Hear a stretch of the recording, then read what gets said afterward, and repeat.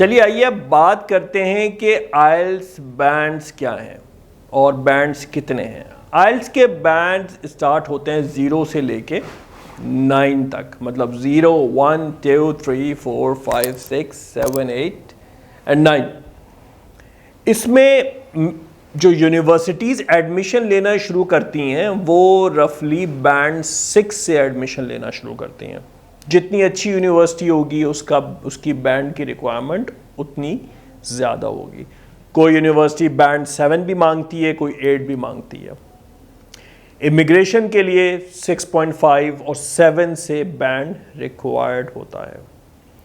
तो बैंड 5 से नीचे जिनकी इंग्लिश स्कोर में जिनका स्कोर आया हो उनको बहुत मेहनत करने की ज़रूरत पड़ती है, उनको वक्त दरकार होता है। अगर बैंड 6 और अबव है तो आप खुद से प्रिपरेशन कर सकते हैं और इस कोर्स को फॉलो करके भी बैंड 8+ अपना लेके आ सकते हैं। तो बैंड 6, 7, 8 और 9। बैंड 6 जो है वो कॉम्पिटेंट यूज़र है, बैंड 7 जो है वो अच्छा गुड यूज़र है इंग्लिश का, बैंड 8 जो है वो बहुत अच्छा हो गया, बैंड 9 तो नेटिव इंग्लिश हो गई। आमतौर पे बच्चों के जो बैंड्स हैं वो फ्रॉम 5 to 7 वेरी करते हैं। 5 से लेके 7 तक ज़्यादातर बच्चों के बैंड्स आते हैं और जो बच्चे इम्प्रूवमेंट के लिए भी आ रहे होते हैं उनके बैंड्स 5, 5.5, 6, 6.5 या 7 होते हैं।